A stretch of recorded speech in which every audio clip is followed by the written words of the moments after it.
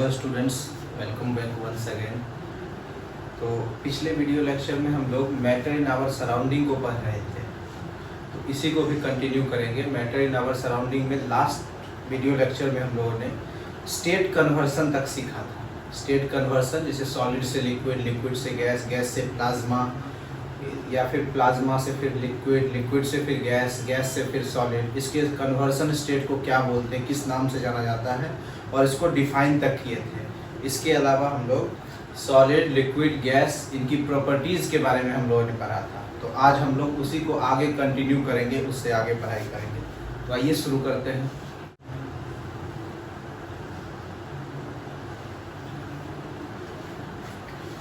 पिछले video lecture में हम लोगों ने ये स्टेट कन्वर्सन सीखा था। अब इसमें बीसी स्टेट को मैंने इसलिए छोड़ दिया क्योंकि हम लोग पढ़े थे कि ये इमेजिनरी स्टेट है। तो यहाँ से आगे देखें तो सॉलिड से लिक्विड, लिक्विड से गैस, ये सब कन्वर्सन है। अगर मैं यहाँ पर नाम दे दूँ कि सपोज करिए ये ए है, इस पॉइंट पर बी लिख रहे हैं हम लोग, यहाँ सी लिख रहे हैं, यहाँ डी लिख रहे हैं हम लोग, इस जगह पर ई लिख रहे हैं। इस कन्वर्सन को एफ के नाम से जाने, इस कन्वर्सन को जी के नाम से जाने, और इस कन्वर्सन को एच के नाम से अगर हम लोग जाने, तो क्या आप इसका नेमिंग कर सकते हैं? जैसे सॉलिड से लिक्विड, ये ए स्टेट की जगह क्या लिखाएगा? तो सॉलिड से लिक्विड कन्वर्सन को हम लोग क्या बोलते हैं? इसको मेल्टिंग बोलेंगे या फिर फ्यूजन बोलेंगे। इसी तरह से लिक्विड से गैस कन्वर्ट होना, इसको क्या बोलेंगे? तो इसको हम लोग बोलेंगे इवेपोरेशन। ठीक है, कुछ लोग इसको वेपोराइजेशन के नाम से भी जानते हैं, वेपोराइजेशन भी बोलते हैं हम लोग। तो वेपोराइजेशन वर्ड इसलिए सही नहीं है क्योंकि वेपर का फॉर्मेशन लिक्विड से वाटर वेपर बनने के लिए वेपोराइजेशन टर्म यूज होता है, जबकि कोई भी लिक्विड तो कन्वर्ट हो सकता है गैसियस स्टेट में। तो किसी भी लिक्विड को गैसियस स्टेट में कन्वर्ट होना ये इवेपोरेशन कहलाता है, जबकि वाटर का वाटर वेपर में कन्वर्ट होना, इसको हम लोग वेपोराइजेशन बोलते हैं। क्लियर है? तो हम लोग ऐसे बोल सकते हैं कि vaporisation is an example of evaporation. Clear? इस तरह से गैस से प्लाज्मा बनना, तो इसको हम लोग बोलेंगे प्लाज्मराइजेशन। प्लाज्मा से गैस बनना, तो इसको हम लोग बोलेंगे डीप्लाज्मराइजेशन। फिर गैस से लिक्विड में कन्वर्ट होना, इसको हम लोग बोलते हैं कंडेंसेशन। फिर लिक्विड से सॉलिड में कन्वर्ट होना, तो इसको हम लोग बोलते हैं फ्रीजिंग, और स्टैंडर्ड लैंग्वेज में इसके लिए टर्म यूज किया जाता है सॉलिडिफिकेशन। इसी तरह से सॉलिड से डायरेक्ट गैस में कन्वर्ट होना, इसको हम लोग बोलते हैं सब्लिमेशन। ठीक है, सॉलिड से डायरेक्ट गैस में कन्वर्ट होना ये सब्लिमेशन कहलाता है। गैस से भी डायरेक्ट सॉलिड बनता है, तो इसको भी हम लोग सब्लिमेशन या डी सब्लिमेशन बोल सकते हैं। ये दोनों एक दूसरे का वाइस वर्सा प्रोसेस हुआ। ठीक है, एक में हीट दिए, दूसरे को ठंडा किए, तो ये सब्लिमेशन और डी सब्लिमेशन कहलाता है। अगर आप इसका एग्जाम्पल जानना चाहें तो एग्जाम्पल सॉलिड से लिक्विड का आपको पता ही होगा, आइस का मेल्ट हो जाना। फिर लिक्विड से गैस का आपको पता ही होगा कि वाटर का इवेपोरेट होकर के वाटर वेपर बन जाना। गैस से प्लाज्मा बनना, इसका मैंने पिछले लेक्चर में बताया था कि जो गैस आयोनाइज होता है तो वो प्लाज्मा स्टेट में होता है। दैट मीन्स जो स्टार्स हैं, जैसे सन है, सन में हाइड्रोजन और हीलियम गैस है, हाइड्रोजन का ही न्यूक्लियस कंबाइंड होकर के हीलियम बनता है। तो ये जो हाइड्रोजन गैस है वहाँ पर वो किस स्टेट में पाया जाएगा? तो बहुत सारे कोर में, सन के कोर में जो है हाइड्रोजन गैस प्लाज्मा के स्टेट में मिलेगा। फिर प्लाज्मा जब ठंडा होगा तो क्या बनेगा? तो वो गैसेस स्टेट में, यानी सुपरनोवा स्टेट में जब स्टार पहुंचता है तो वो प्लाज्मा से गैस में कन्वर्ट हुआ। फिर गैस से लिक्विड बनना, तो इसको हम लोग क्या बोलेंगे? तो कंडेंसेशन। आपने देखा होगा एग्जांपल में, किसी कंटेनर के ऊपर में अगर वाटर से भरा हुआ है, उसके ऊपर में हम लोग कैप लगा दिए इस तरह से, तो जब कैप को हटा के देखेंगे तो देखेंगे वाटर का कुछ कुछ ड्रॉपलेट्स जो है उसके ऊपर जमा है। तो वो जो है वाटर ड्रॉपलेट पहले तो वो गैसियस स्टेट में था, अब वो कंडेंस होकर के लिक्विड बना है। ठीक है, फिर लिक्विड से सॉलिड होना, तो हम लोग आइस जमाते ही हैं, पानी से बर्फ बन जाना। फिर सॉलिड से गैस बनना, सब्लिमेशन। इसका एग्जांपल जैसे कैम्फर हुआ, गर्म खुले में छोड़िएगा अपने आप ये डिसअपियर हो जाएगा। डिसअपियर होने का मतलब क्या हुआ? कि गैस में कन्वर्ट हो गया। इसी तरह से कैम्फर के बाद अमोनियम क्लोराइड होता है, नेप्थलीन बॉल जो आपके घर में यूज होता है, नेप्थलीन बॉल हो गया। तो ये सब जो आयोडीन हो गया, ये सब सब्लिमेट होता है। अब इसका ये एग्जांपल देखिए कि गैस से डायरेक्ट सॉलिड बनना, तो ये D sublimation. For example CO2 का आपने नाम सुना होगा। CO2 कार्बन डाइऑक्साइड जो फायर एक्सटिंग्विशर में यूज होता है, जब उसको स्प्रे करते हैं तो वो ड्राई आइस में कन्वर्ट हो जाता है। तो CO2 से ड्राई आइस बनना, इसको हम लोग बोलते हैं, ये गैस से सॉलिड में डायरेक्ट कन्वर्ट होने का एग्जांपल हुआ। तो ये हमारा स्टेट कन्वर्सन हुआ। यहाँ तक आप ये जब अभी मैंने ये समझाया आपको कि सॉलिड से लिक्विड, लिक्विड से गैस, गैस से प्लाज्मा बन रहा है, तो इसके लिए क्या कर रहे हैं हम लोग, हीट दे रहे हैं, गर्म कर रहे हैं ना, सॉलिड से लिक्विड, लिक्विड से गैस बनने के लिए इसको गर्म कर रहे हैं मटेरियल को, यानी कि इसमें हमारा डायरेक्शन ऑफ हीट क्या है, इस तरफ। ये डायरेक्शन सॉलिड से लिक्विड, लिक्विड से गैस में हम लोग क्या कर रहे हैं कि यहाँ पर हम लोग इस सिस्टम को या इस बॉडी को हीट दे रहे हैं, यानी कि हीट इंक्रीज हो रहा है, ठीक है। अब ये समझिए कि प्लाज्मा से गैस, गैस से लिक्विड, लिक्विड से सॉलिड, इसमें क्या कर रहे हैं, तो यहाँ पर हीट डिक्रीज हो रहा है, रिलीज हो रहा है हीट बॉडी से, ये हीट का डायरेक्शन जो है यहाँ पर हीट डिक्रीज हो रहा है, या इसी को हम लोग हीट रिलीज भी बोल सकते हैं, हीट रिलीज हो रहा है, ठीक है। अभी बहुत सारे स्टूडेंट में ये कंफ्यूजन होगा कि हीट और टेम्परेचर, उनको लगता होगा कि एक ही टर्म है, तो अभी जब हम लोग पढ़ रहे हैं तो उसको एक बार समझ लेते हैं। एक्चुअली हीट और टेम्परेचर ये दोनों अलग अलग टर्म है। कैसे अलग अलग टर्म है, आप गौर कीजिए इसको। हीट क्या होता है और टेम्परेचर क्या होता है, दोनों में क्या डिफरेंस है, आप इसको नोट भी कर सकते हैं हीट और टेम्परेचर में। देखिए हीट क्या है, heat is a form of energy which gives us the sensation of hotness and coldness, यानी हीट जो है वो एक एनर्जी का फॉर्म है जो कि हम लोग को ठंडक या गर्मी का अनुभव कराता है। जबकि टेम्परेचर क्या है, तो temperature is a degree of hotness and coldness. Temperature जो है ये एक degree of hotness and coldness है, ठीक है। हीट का जो यूनिट होता है, चूंकि एनर्जी है तो इसका यूनिट जो है हम लोग जूल में लिखते हैं, हीट का यूनिट जूल होता है। अभी हम आपको कन्वर्ट करके और भी यूनिट बताएंगे। एनर्जी के लिए जूल का यूनिट यूज करते हैं, जूल से बड़ा यूनिट किलो जूल हो जाता है, फिर कैलोरी का यूनिट यूज करते हैं, और भी बहुत सारा यूनिट यूज करते हैं हम लोग। जबकि टेम्परेचर का जो एसआई यूनिट है वो क्या है, तो टेम्परेचर को हम लोग सेल्सियस, फ़ारेनहाइट सब में निकालते हैं, लेकिन इसका जो एसआई यूनिट है वो क्या है, वो है केल्विन। तो टेम्परेचर भी कन्वर्ट करेंगे। इसके बाद हीट को निकालने के लिए जिस डिवाइस का यूज करते हैं, हीट कैलकुलेट करने के लिए जिस इंस्ट्रूमेंट का यूज करते हैं उसको हम लोग कैलोरीमीटर बोलते हैं, कैलोरीमीटर बोलते हैं। जबकि टेम्परेचर को निकालने के लिए हम लोग थर्मोमीटर का यूज करते हैं, ठीक है। तो ये हीट और टेम्परेचर में आपका डिफरेंस हो गया, आप इसको नोट कर सकते हैं हीट और टेम्परेचर में क्या डिफरेंस है। एक बार फिर से सुन लीजिए, हीट किसको बोलेंगे, तो heat is a form of energy which gives us the sensation of hotness and coldness, ठीक है। टेम्परेचर किसको बोलेंगे, तो the degree of hotness and coldness of a body is called its temperature. दूसरा डिफरेंस हीट क्या है, तो heat, यह दूसरा डिफरेंस, हीट का यूनिट क्या है, तो the SI unit of heat is joule, और टेम्परेचर में the SI unit of temperature is kelvin. तीसरा क्या है, the device which use to calculate heat is called calorimeter and the device which use to calculate temperature is called thermometer. यहाँ तक clear है। अब हम लोग थोड़ा सा हीट का यूनिट को कन्वर्ट करना सीख लेते हैं। मेन यूनिट जो है 3 है, जूल, किलो जूल और कैलोरी, तो इसको कन्वर्ट करना थोड़ा सा हम लोग देख लेते हैं।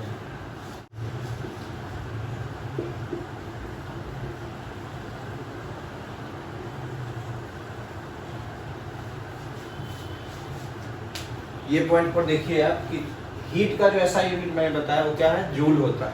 अब कैलोरी में भी कन्वर्ट कर सकते हैं, तो कैसे कन्वर्ट करेंगे, तो 1 कैलोरी इज इक्वल टू होता है 4.186 जूल। इसी तरह से 1000 जूल अगर हो जाएगा तो उसको 1 किलो जूल बोलेंगे, जैसे 1000 ग्राम को 1 किलोग्राम बोलते हैं, उसी तरह से 1000 joule is called 1 kilo joule. तो क्लियर है ये हीट का यूनिट। अब आते हैं हम लोग टेम्परेचर कन्वर्सन में। तो हमारा अगला टॉपिक है टेम्परेचर कन्वर्सन। अब आइए स्टार्ट करते हैं टेम्परेचर कन्वर्सन। तो अभी आपने पढ़ा कि टेम्परेचर का SI unit, SI standard international unit जो होता है टेम्परेचर का, ये हम लोग यूज करते हैं इसके लिए टर्म केल्विन का। लेकिन हम लोग केल्विन से ज़्यादा फेमिलियर नहीं है, हम लोग ज़्यादातर सेल्सियस और फ़ारेनहाइट टर्म का यूज करते हैं। जैसे देखते हैं फीवर अगर हम लोग को अपना कैलकुलेट करना है बॉडी का, तो हम लोग फ़ारेनहाइट में निकालते हैं। 97, 98, 100 डिग्री फ़ारेनहाइट है, वो केल्विन नहीं कैलकुलेट कर रहे हैं। तो हम लोग केल्विन को फ़ारेनहाइट और सेल्सियस वगैरह सब में इंटरचेंज करना भी सीखते हैं। तो देखिए इसको शुरू करें। जैसे 0 degree Celsius, degree C mean Celsius, is equal to होता है 273.15 केल्विन।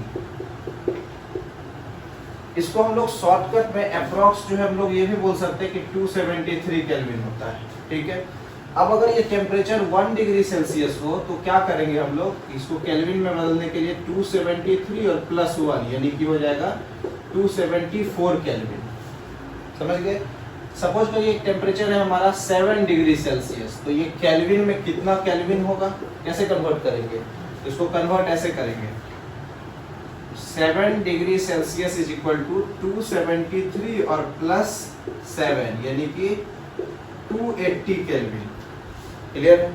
अगर मान लीजिए हमारा टेम्परेचर है 27 डिग्री सेल्सियस, इसको हमको केल्विन में कन्वर्ट करना है, कैसे करेंगे, तो 273 और प्लस 27 यानी कि ये हो गया 300 केल्विन। तो सेल्सियस से केल्विन में आप कन्वर्ट करना सीख गए। इसके लिए फॉर्मूला क्या सीखे आप, डिग्री सी टू केल्विन। इसके लिए फॉर्मूला हो गया आपका kelvin is equal to degree C plus 273, ये फॉर्मूला हो गया आपका। नेक्स्ट,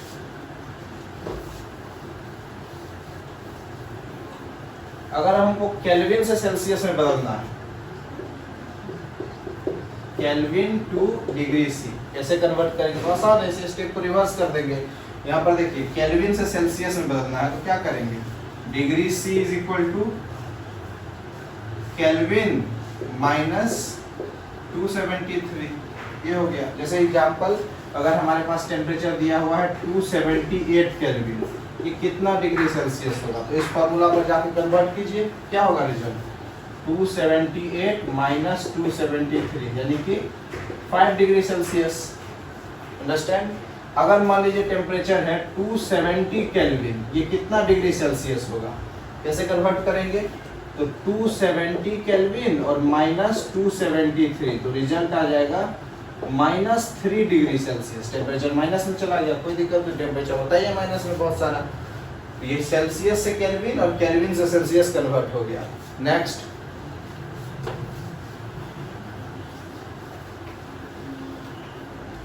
अगर हमको degree C to degree F Celsius से फ़ारेनहाइट में कन्वर्ट करना है तो कैसे करेंगे कन्वर्ट, तो इसके लिए एक फॉर्मूला होता है degree F is equal to degree C into 9/5 plus 32, ये एक फॉर्मूला है। ठीक, जैसे एग्जांपल देखिए, सपोज करिए हमारे पास टेम्परेचर है 100 डिग्री सेल्सियस, इसको फ़ारेनहाइट में कन्वर्ट करना है, कितना डिग्री फ़ारेनहाइट इसका वैल्यू होगा, कैसे कैलकुलेट करेंगे, देखिए तो degree F is equal to क्या होगा, डिग्री सी यानी 100 इंटू 9/5 प्लस 32। बॉडमास रूल जानते हैं, पहले ब्रैकेट फिर ऑफ फिर डिवीजन, इस तरह से सॉल्व करते जाएंगे हम लोग। तो 5 से इसको डिवाइड करिए 20 टाइम्स में, 20 इंटू 9 180 प्लस 32 यानी 212 डिग्री फ़ारेनहाइट हो गया आंसर। ये हो गया आपका फ़ारेनहाइट से सेल्सियस से फ़ारेनहाइट में कन्वर्ट करने के लिए ये फॉर्मूला। इसके अलावा फ़ारेनहाइट से भी सेल्सियस में कन्वर्ट कर सकते हैं, उसको कैसे कन्वर्ट करेंगे, तो degree F to degree C, same temperature के लिए हम देखिए फॉर्मूला लिख देते हैं, degree C is equal to क्या होता है, तो degree F minus 32 into 5/9, formula change हो गया।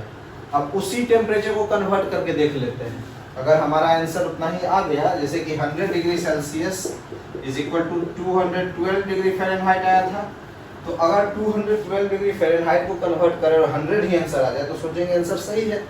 आंसर सही है, देखिए कन्वर्ट करते हैं,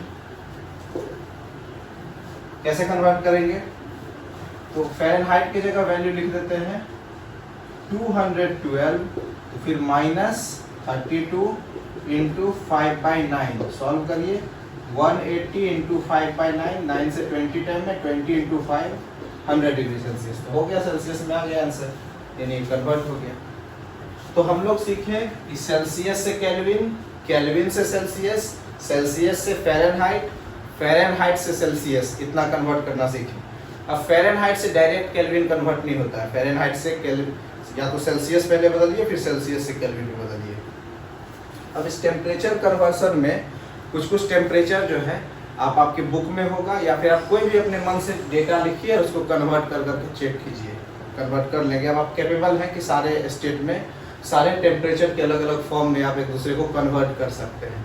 अब एक क्वेश्चन है आपके लिए, आप इस क्वेश्चन का आंसर कमेंट बॉक्स में जरूर डालिएगा अगर आप ये स्टेप सीख गए हैं तो। एकमात्र ऐसा टेम्परेचर, एक यूनिक टेम्परेचर है जिस पर सेल्सियस और फ़ारेनहाइट इसका वैल्यू सेम होता है। क्वेश्चन है कि eight which temperature the value of degree C and degree F equals, किस टेम्परेचर पर सेल्सियस और फ़ारेनहाइट का वैल्यू बराबर होता है। आप इस कमेंट बॉक्स में जरूर डालिएगा इस क्वेश्चन का आंसर। देखें कितना आप में से सभी समझ पाए इस टॉपिक को। नेक्स्ट,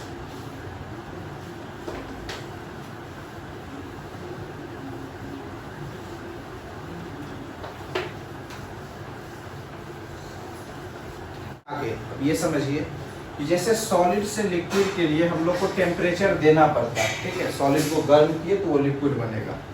तो हर सॉलिड को जरूरी नहीं है कि जितने टेम्परेचर पर आप आइस को गर्म किए हैं तो वो वाटर में कन्वर्ट हुआ है, उतने ही टेम्परेचर पर आयरन को भी गर्म करेंगे तो वो वाटर में कन्वर्ट हो जाएगा। बात समझ रहे हैं। हर सब्सटेंस का मेल्टिंग पॉइंट जो है वो अलग अलग होता है। जैसे जितने टेम्परेचर पर एल्युमिनियम पिघल सकता है, मतलब पिघल करके लिक्विड स्टेट में आ सकता है, उतने ही टेम्परेचर पर हम लोग आयरन को नहीं पिघला सकते हैं, टेम्परेचर अलग अलग होगा। जितने टेम्परेचर पर आइस पिघल सकता है उतने ही टेम्परेचर पर वैक्स नहीं पिघलेगा, टेम्परेचर अलग होगा। तो हर सब्सटेंस का मेल्टिंग पॉइंट अलग अलग होता है, ठीक है। मेल्टिंग पॉइंट को हम लोग शॉर्टकट में MP बोलते हैं। तो मेल्टिंग पॉइंट जो है वो अलग अलग होगा। तो अगर हम लोग डिफाइन करना चाहें कि मेल्टिंग पॉइंट क्या होता है, फिर बॉइलिंग पॉइंट क्या होता है, फिर फ्रीजिंग पॉइंट क्या होता है, इसको कैसे डिफाइन करेंगे।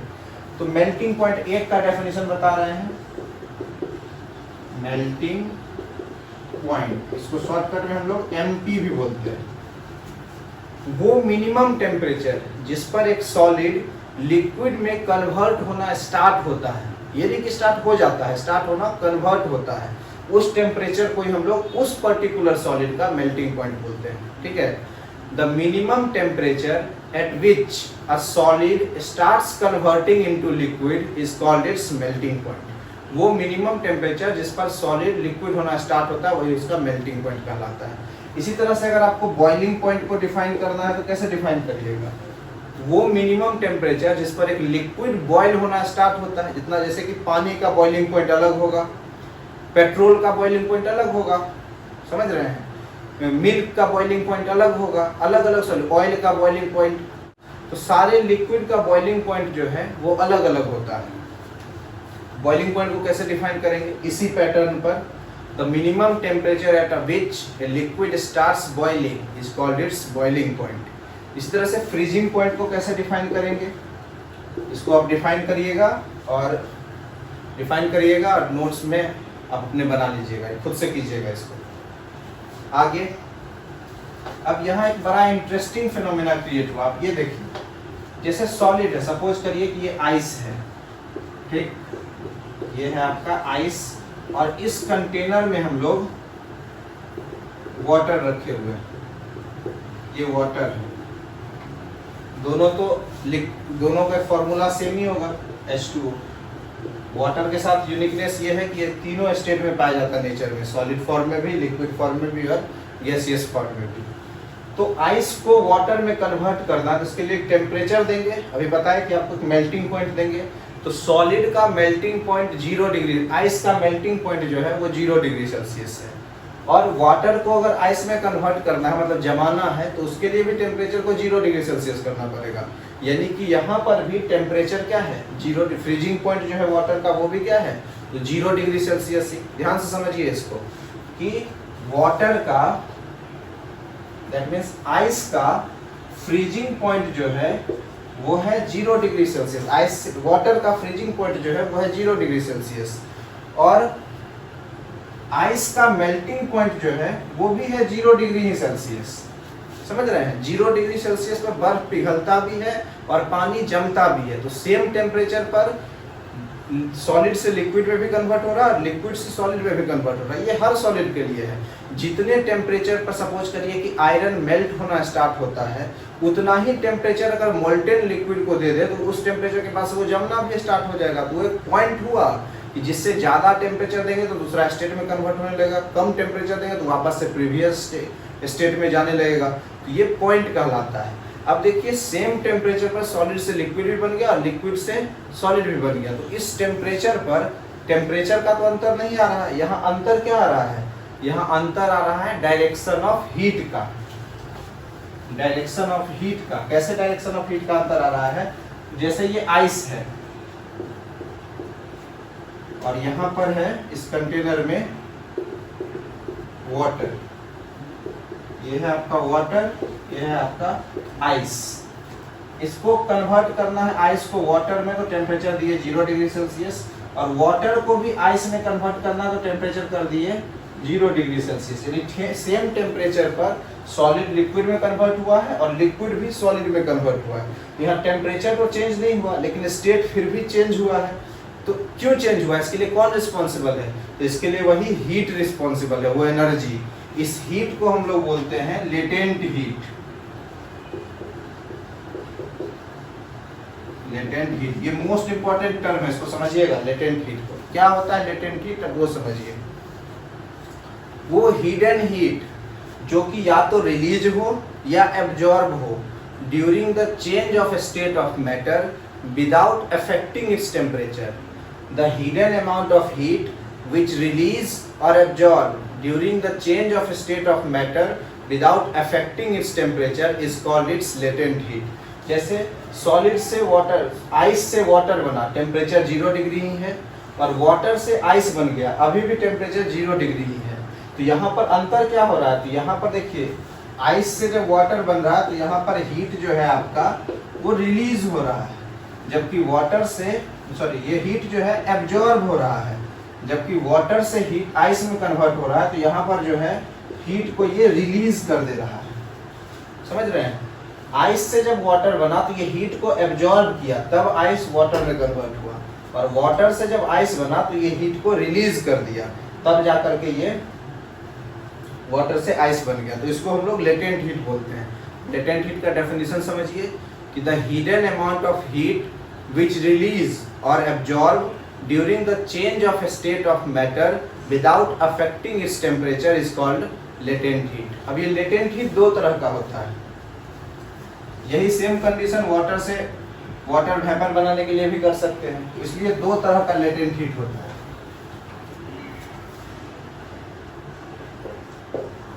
टाइप्स ऑफ latent heat, पहला है लेटेंट हीट ऑफ फ्यूजन और दूसरा है लेटेंट हीट ऑफ वेपोराइजेशन।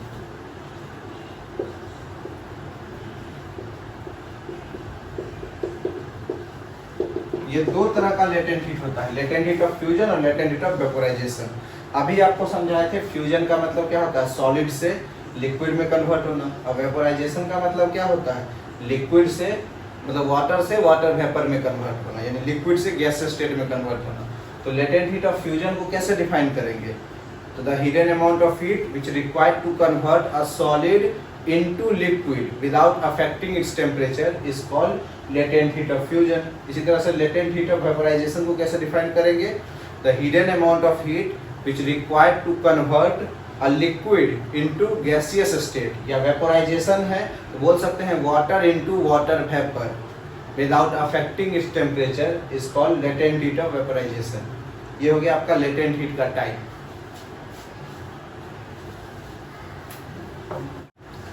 अब आते हैं इवेपोरेशन टर्म के लिए।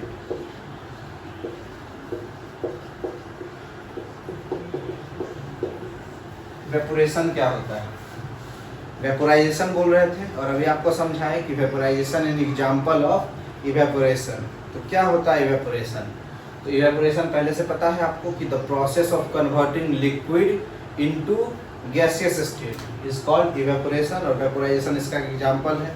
अब एक और है टर्म इसका, इवेपोरेशन और बॉइलिंग। तो इवेपोरेशन और बॉइलिंग में क्या अंतर है, डिफरेंस समझिए।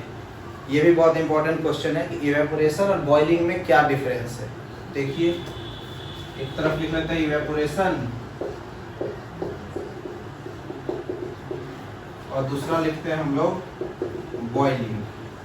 अब दोनों में डिफरेंस जो समझना है वो ऐसे समझिए। सबसे पहला डिफरेंस, डेफिनेशन पहले लिख लेते हैं। The process of converting liquid into gas below it's boiling point is called evaporation. Boiling point के बिलो टेम्परेचर पर लिक्विड जब गैसेस स्टेट में कन्वर्ट होते रहता है तो इसको हम लोग इवेपोरेशन बोलते हैं। ये कंटिन्यूअस फेनोमेना है। इस रूम में अगर आप पानी रख देते हैं एक बर्तन में और आप 4 दिन 5 दिन के बाद चेक कर दो, देखिएगा पानी घट जाता है, क्योंकि वो इवेपोरेट हो रहा है। ये ठंडी, गर्मी, बरसात सब में हमेशा होते ही रहता है। लेकिन क्या रखा हुआ पानी खुद से उबलने लगेगा? नहीं उबलेगा। इसलिए नहीं उबलेगा क्योंकि वो उबलने को बॉयल होना बोलेंगे, तो इसलिए नहीं उबलेगा कि बॉयल तब तक नहीं होगा जब तक वाटर को 100 डिग्री सेल्सियस टेम्परेचर नहीं मिलेगा। वाटर का बॉइलिंग पॉइंट होता है 100 डिग्री सेल्सियस। तो बॉइलिंग को कैसे डिफाइन करेंगे? The process of converting liquid into its gaseous state on it's boiling point is called boiling.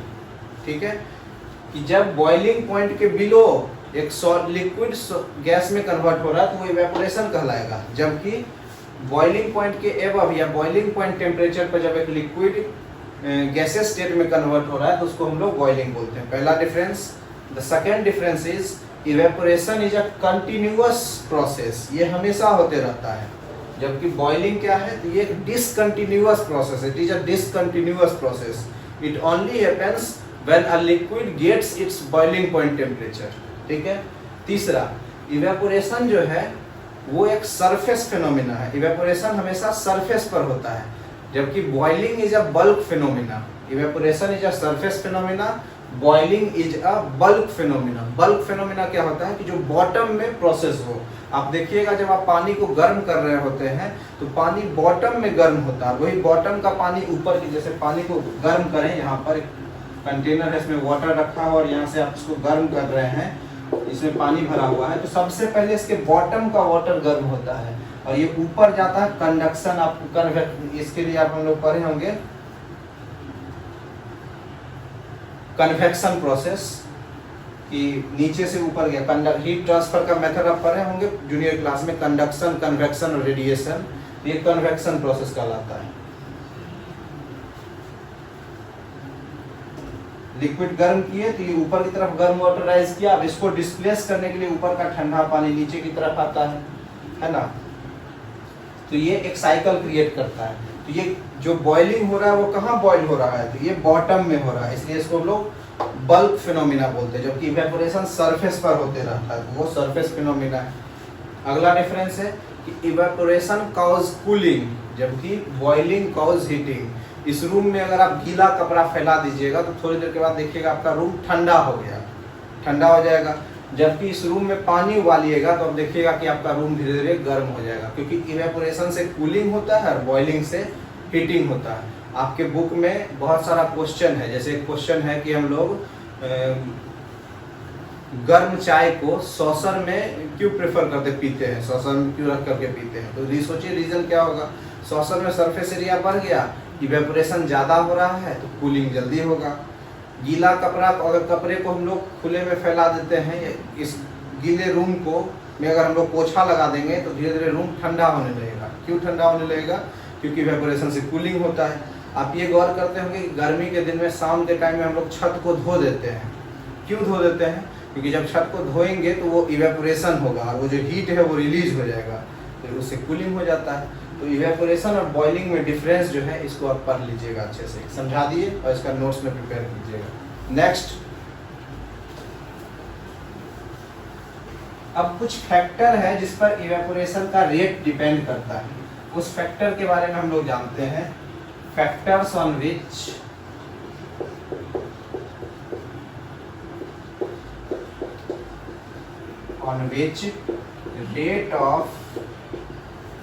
rate of evaporation depends। कौन कौन सा फैक्टर है जिस पर रेट ऑफ इवेपोरेशन डिपेंड करता है? देखिए इसका कुछ फैक्टर।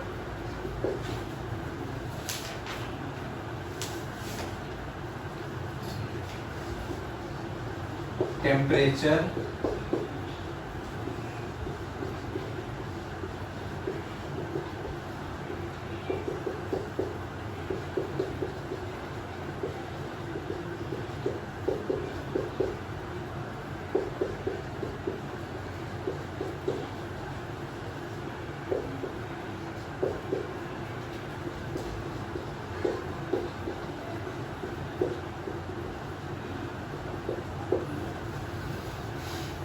ये सारे फैक्टर हैं जिस पर आपका इवेपोरेशन का रेट डिपेंड करता है, मतलब स्पीड डिपेंड करता है।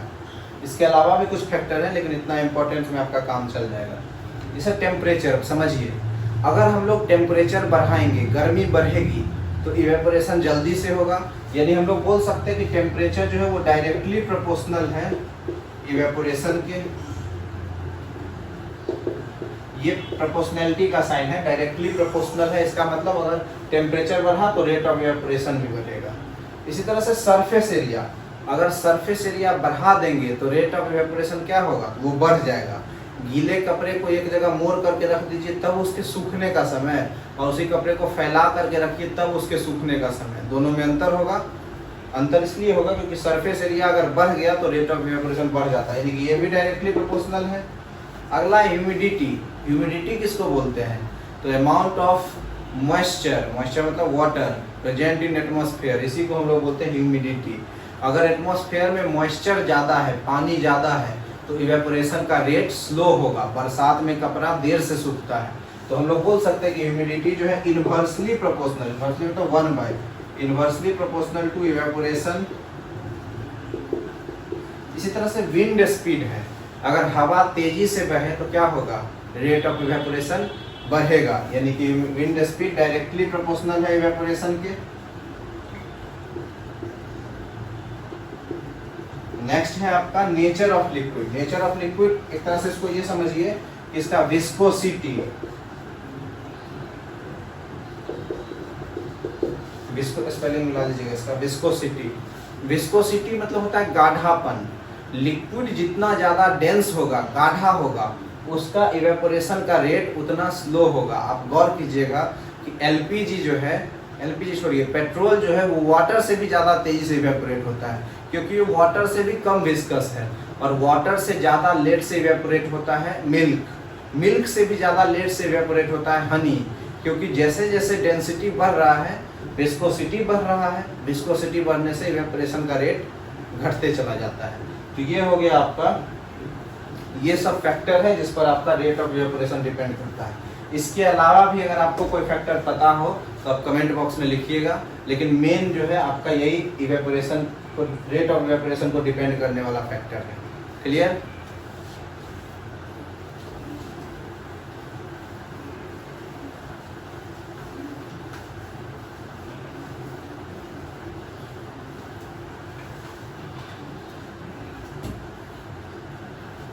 इसके अलावा एक और फैक्टर है प्रेशर।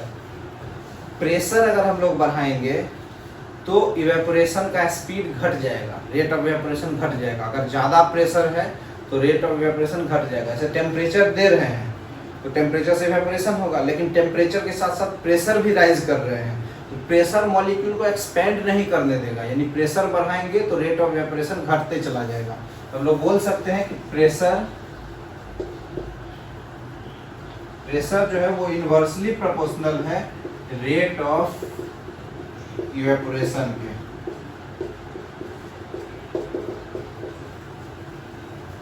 तो आज के लिए तो वीडियो लंबा हो गया, इतने का आप नोट्स प्रिपेयर कीजिएगा। अगले क्लास में कुछ और बचे हुए टॉपिक्स को लेकर के, और फिर इसके क्वेश्चंस को हम लोग खास करके एनसीईआरटी बेस्ड जो क्वेश्चन है इंपॉर्टेंट, उसको हम लोग डील करने की कोशिश करेंगे। तो आज की क्लास के लिए इतना ही। इसका नोट्स प्रिपेयर कीजिए आप लोग, फिर मिलते हैं अगले वीडियो लेक्चर में। Thank you.